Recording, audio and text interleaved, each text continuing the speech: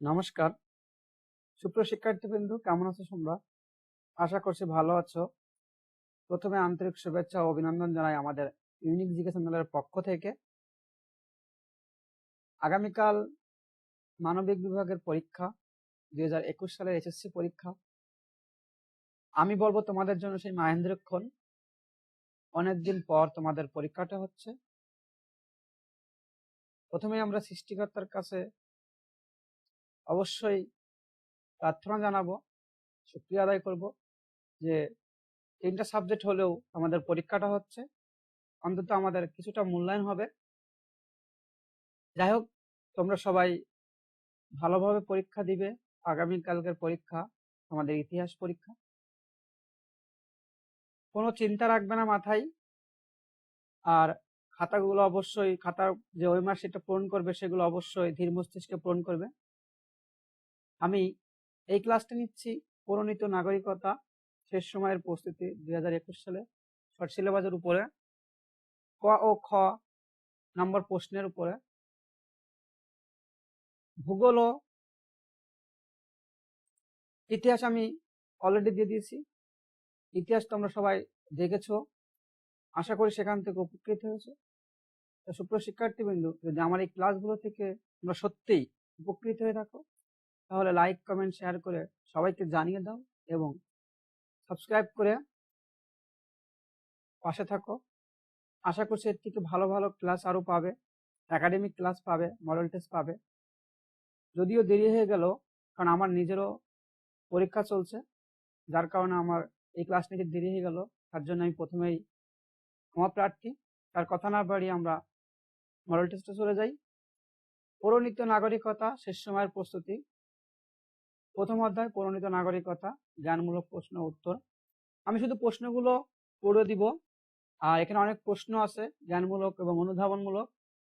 সবগুলো বলতে গেলে ভিডিওটি অনেক লম্বা হয়ে যাবে, আর অনেক লম্বা ভিডিও আমরা দেখতে চাই না। তার জন্য শুধুমাত্র প্রশ্নগুলো পড়ে দেওয়া। তোমাদের সুবিধার্থে আমি প্রশ্নগুলোর কালার করে দিয়েছি, যে তোমাদের সরাসরি চোখে পড়ে, এই জন্য তোমাদের আরো হেল্প হবে। তো দেখি আমরা প্রথম প্রশ্নটা। সিভিল শব্দের অর্থ কি? 2 নম্বর প্রশ্ন আছে, কত বছরে নিচে রাজনৈতিক অধিকার ভোগ করা যায় না? 3 নম্বর প্রশ্নে, বাংলাদেশের ক্ষেত্রফল কত?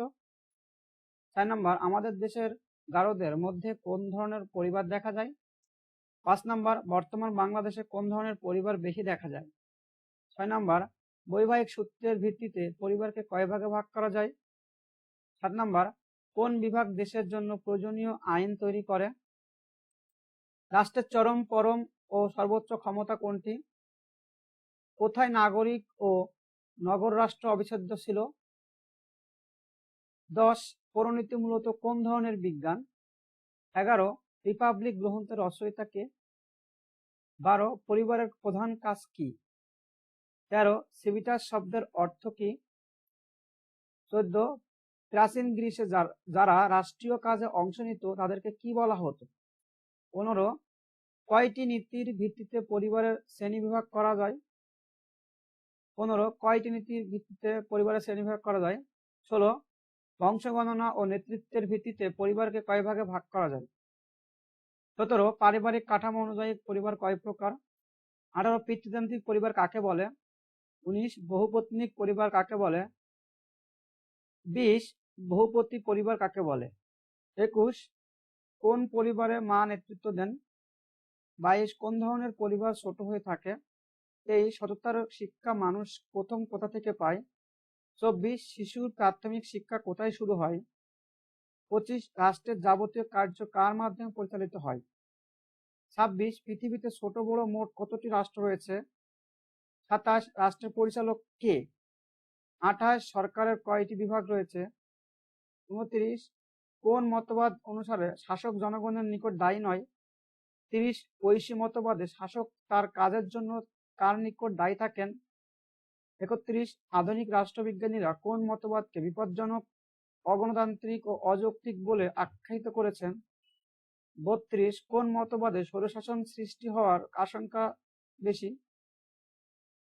কোন মতবাদ অনুসারে যুদ্ধ বিগ্রহের মাধ্যমে রাষ্ট্রের উৎপত্তি হয়?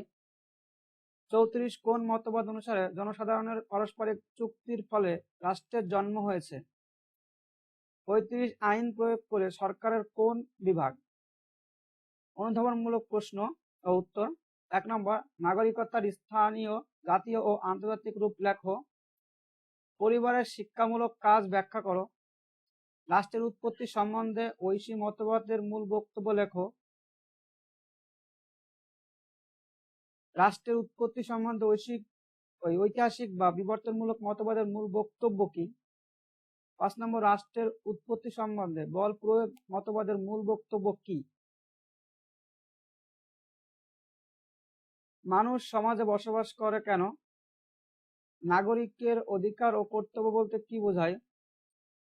শিক্ষার্থীবৃন্দু, আমি খুবই দুঃখিত, এখান থেকে আবার আমাদের 1 নম্বর সিরিয়াল আসছে। যাই হোক, প্রশ্নগুলো দেখে নিলেই হবে। পরিবার বলতে কি বোঝো? পারিবারিক কাঠামোর ভিত্তিতে পরিবার কি ধরনের হয় ব্যাখ্যা করো। রাষ্ট্র বলতে কি বোঝায়? সামাজিক ও রাজনৈতিক প্রতিষ্ঠান গড়ে উঠেছে কেন? শক্তি প্রয়োগ মতবাদ সম্পর্কে সমালোচকদের মতামত লেখো। সমাজ বলতে কি বোঝায়? সরকারের 3টি বিভাগের কাজ উল্লেখ করো। পরিবার কিভাবে অর্থনৈতিক চাহিদা মিটিয়ে থাকে? পিতৃতান্ত্রিক পরিবার বলতে কি বোঝো? যৌথ পরিবার বলতে কি বোঝায়? রাষ্ট্রের উৎপত্তি সম্বন্ধে ঐশী মতবাদের মূল বক্তব্য লেখো। রাষ্ট্রের উৎপত্তি সম্বন্ধে ঐতিহাসিক ও বিবর্তনমূলক মতবাদের মূল বক্তব্য কি? 4র্থ অধ্যায়ে রাষ্ট্র ও সরকার ব্যবস্থা। গণতন্ত্রের বাহন কোনটি? বর্তমান শাসন ব্যবস্থার মধ্যে সর্বোৎকৃষ্ট কোনটি? রাষ্ট্র কি? রাষ্ট্র গঠনের অন্যতম উপাদান কোনটি? পুঁজিবাদী রাষ্ট্র কি? ক্ষমতা বন্টনের ভিত্তিতে রাষ্ট্র কয় প্রকার? সমাজতান্ত্রিক রাষ্ট্র কি? রাজতন্ত্র কি? যুক্তরাষ্ট্রীয় সরকার ব্যবস্থা কি? এককেন্দ্রিক রাষ্ট্র কি? কোনটি গণতন্ত্রের বিরোধী ব্যবস্থা? একনায়কতন্ত্রের অর্থ কি? কোন ধরনের শাসন ব্যবস্থার নেতাই সর্বসের্বা? অস্ট্রেলিয়ার কোন ধরনের সরকার বিদ্যমান? ভারতে কোন ধরনের শাসন ব্যবস্থা বিদ্যমান? পার্লামেন্টারি সরকার নামে পরিচিত কোনটি? কোন ব্যবস্থায় আইনসভা সার্বভৌম ক্ষমতার অধিকারী? কোন ব্যবস্থায় মন্ত্রিসভার হাতে ক্ষমতা বিদ্যমান? ভারত, মার্কিন যুক্তরাষ্ট্র, কানাডায় কোন সরকার ব্যবস্থা বিদ্যমান? কোন সরকার ব্যবস্থায় দ্বৈত শাসন বিদ্যমান? বড় রাষ্ট্রের ক্ষেত্রে উপযোগী সরকার ব্যবস্থা কোনটি? কোন রাষ্ট্রের জন্য উপযোগী ব্যবস্থা কোনটি? শ্রীলঙ্কায় কোন ধরনের সরকার ব্যবস্থা বিদ্যমান? কল্যাণমূলক রাষ্ট্র কি? কে গণতান্ত্রিক রাষ্ট্রে সরকার গঠন করে? রাষ্ট্রের সার্বভৌম ক্ষমতা বাস্তবায়নকারী কে? সার্বভৌমত্বের ভিত্তিতে সরকার কয় প্রকার? আইন ও শাসন বিভাগের উপর ভিত্তি করে সরকার কত প্রকার? মুসোলিনি কোন দেশের একনায়ক ছিলেন? হিটলার কোন দেশের একনায়ক ছিলেন? সংসদীয় সরকার ব্যবস্থায় শাসনভার কার উপর ন্যস্ত থাকে? রাষ্ট্রপতি শাসিত সরকারের মন্ত্রিসভা কার নিকট দায়ী থাকে? অনুধাবনমূলক প্রশ্ন ও উত্তর। রাষ্ট্র ও সরকারের মধ্যে পার্থক্য।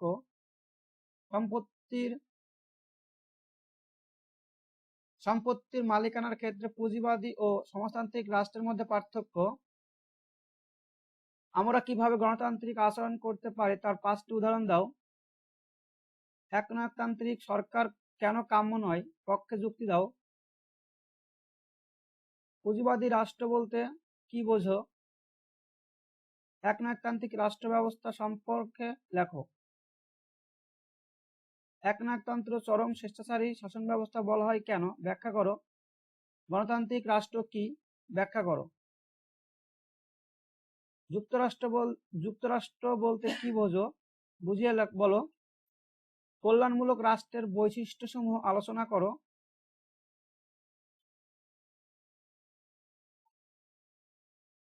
এককেন্দ্রিক সরকার বলতে কি বোঝো? সংসদীয় সরকার বলতে কি বোঝো? প্রতিদলীয় মনোভাব সম্পর্কে কি জানো লেখো। রাষ্ট্রপতি শাসিত সরকার ব্যবস্থা সম্পর্কে লেখো। আইন বিভাগ বলতে কি বোঝায়? রাষ্ট্র গঠনে সরকার অপরিহার্য কেন? রাষ্ট্র সরকারের মধ্যকার সম্পর্ক ব্যাখ্যা করো। রাষ্ট্রের উৎপত্তি সম্বন্ধে বল প্রয়োগ মতবাদের মূল বক্তব্য কি? ষষ্ঠ অধ্যায় বাংলাদেশের সরকার ব্যবস্থা, জ্ঞানমূলক প্রশ্ন উত্তর। বাংলাদেশ কোন ধরনের রাষ্ট্র? বাংলাদেশে কোন পদ্ধতি সরকার ব্যবস্থা চালু রয়েছে? প্রধানমন্ত্রীর কার্যকাল কত বছর? কাকে সরকারের স্তম্ভ বলা হয়? কেন্দ্রীয় প্রশাসনের কেন্দ্রবিন্দু কোনটি? দেশের সকল প্রশাসনিক সিদ্ধান্ত কোথায় গৃহীত হয়? জেলা কোষাগারের রক্ষক ও পরিচালক কেন? কে? বাংলাদেশে মোট কতটি উপজেলা আছে? জেলার সার্বিক উন্নয়নের চাবিকাঠি কে? সুপ্রিয় শিক্ষার্থীবৃন্দ, এটা তোমাদের বইয়ের সাথে মিলে নিবে, কারণ এটা পরিবর্তনশীল একটি প্রশ্ন, যার কারণে এটা বইতে যেটা থাকবে সেটাই দেওয়ার চেষ্টা করবে যদি আসে।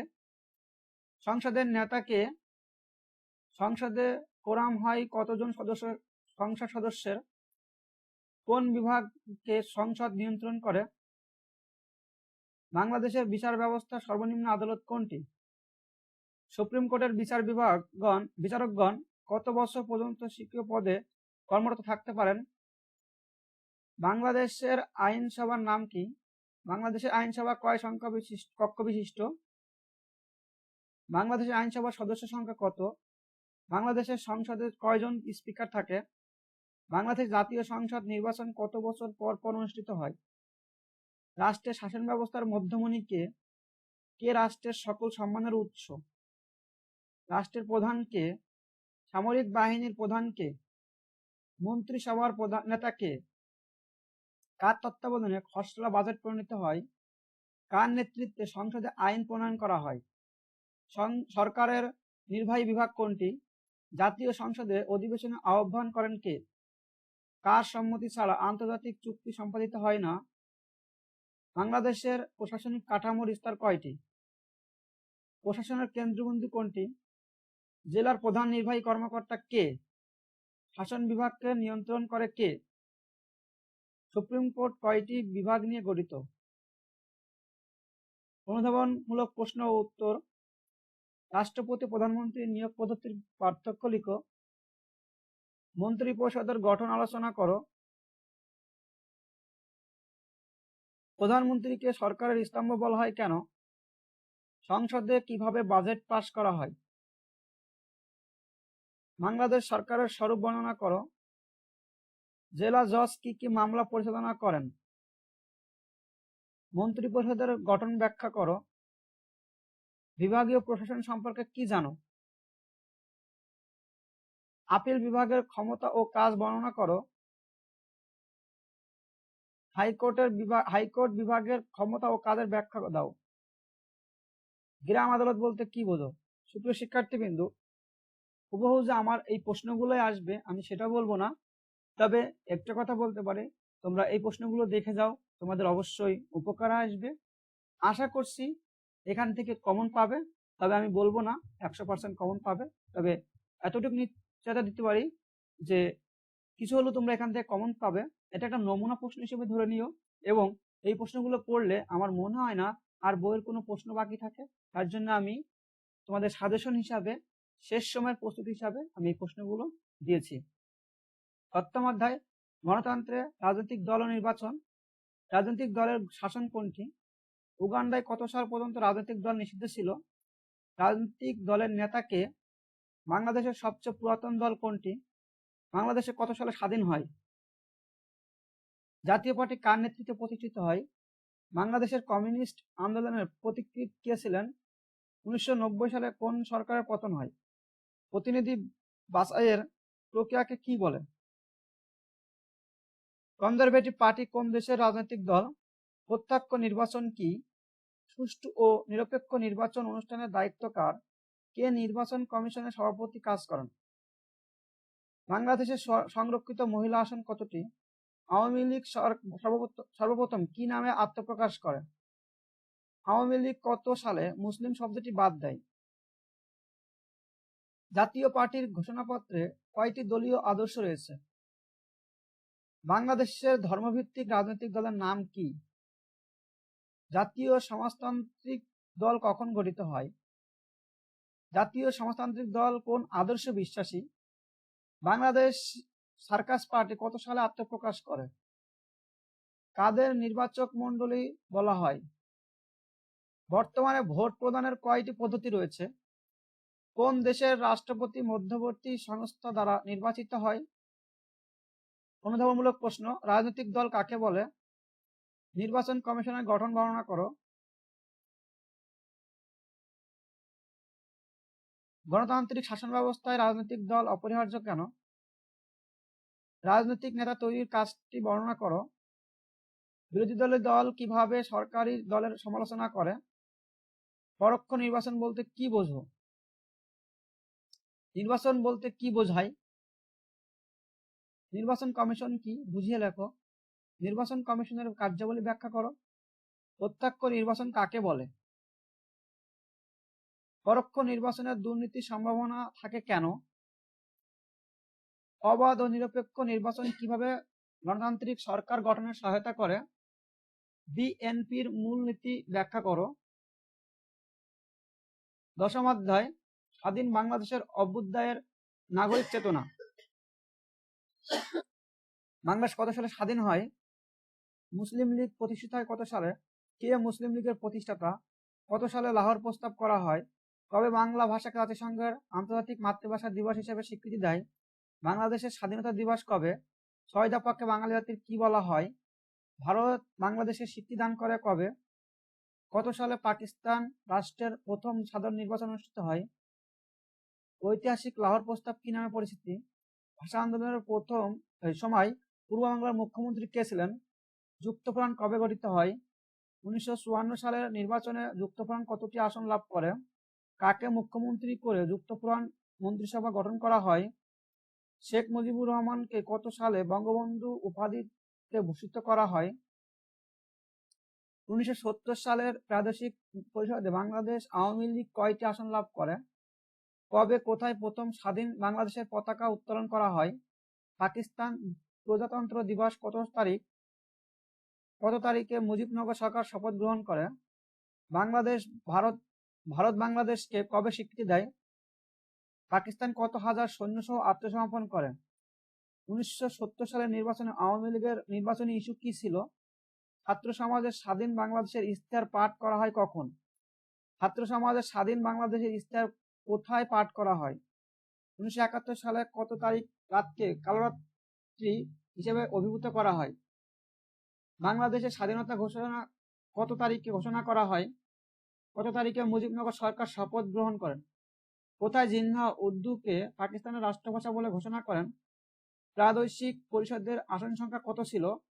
কত বছর পর পাকিস্তানের জন্য সংবিধান প্রণয়ন করা হয়? কে 44 মাস মার্শাল দ্বারা দেশ পরিচালনা করেন? 1920 সালের জাতীয় পরিষদে কতটি আসন নির্ধারণ করা হয়? লাহোর প্রস্তাবের বৈশিষ্ট্য ব্যাখ্যা করো। পূর্ব পাকিস্তানের জনগণের প্রতি তৎকালীন পাকিস্তান সরকারের বৈষম্যমূলক আচরণ ব্যাখ্যা করো। মুজিবনগর মুক্তিযুদ্ধের সংগঠন ও পরিচালনার ব্যাখ্যা করো। 6 দফা কর্মসূচি ছিল বাঙালি জাতির মুক্তি সনদ ব্যাখ্যা করো। সুপ্রিয় শিক্ষার্থীবৃন্দ, এই প্রশ্নটা খুবই গুরুত্বপূর্ণ। তোমরা এই প্রশ্নটা অবশ্যই অনেক অনেক অনেক সুন্দর করে পড়ে যাবে। এই প্রশ্নটা খুবই গুরুত্বপূর্ণ। 1962 সালের কোন ধরনের শিক্ষা ব্যবস্থার প্রস্তাব করা হয় এবং কেন ছাত্ররা আন্দোলন করে? আইয়ুব খান পদত্যাগ করেন কেন? লাহোর প্রস্তাব বলতে কি বোঝায়? আগরতলা ষড়যন্ত্র মামলার ব্যাখ্যা দাও। দ্বি-জাতি তত্ত্ব কি ব্যাখ্যা করো। পশ্চিম পাকিস্তানের শাসক গোষ্ঠী কর্তৃক এদেশের জনগণ বৈষম্য শিকার হয় কেন? বৈদেশিক মুদ্রা অর্জনের হিসাব সংক্রান্ত 6 দফা দাবিটি ব্যাখ্যা করো। বঙ্গবন্ধু 7 মার্চ ঐতিহাসিক ভাষণটির উল্লেখযোগ্য কিছু উক্তি লেখো। তৎকালীন ছাত্র সমাজ 11 দফা কর্মসূচি ঘোষণা করেছিল কেন? সুপ্রিয় শিক্ষার্থীবৃন্দ, আমাদের এই হচ্ছে পৌরনীতি ও নাগরিকতার ক ও খ নম্বর প্রশ্নগুলো। শেষ সময়ের প্রস্তুতি তোমরা অবশ্যই পরীক্ষা এগুলো দেখে যাবে। আবারও আমি সবাইকে বলবো, তোমরা সবাই ভালোভাবে পরীক্ষা দাও, সুন্দরভাবে পরীক্ষা দাও। কেউ চিন্তা করো না। চিন্তা করলে পরীক্ষা খারাপ হতে পারে। যার যেমন প্রিপারেশন আছে সেইভাবেই সে পরীক্ষা দাও, দিয়ে পরবর্তী পরীক্ষার জন্য প্রস্তুতি হবে। সবাইকে আমার পক্ষ থেকে অগ্রিম অভিনন্দন। সবাই ভালো থাকো, সুস্থ থাকো। দেখা হবে আগামী ক্লাসে। ধন্যবাদ সবাইকে।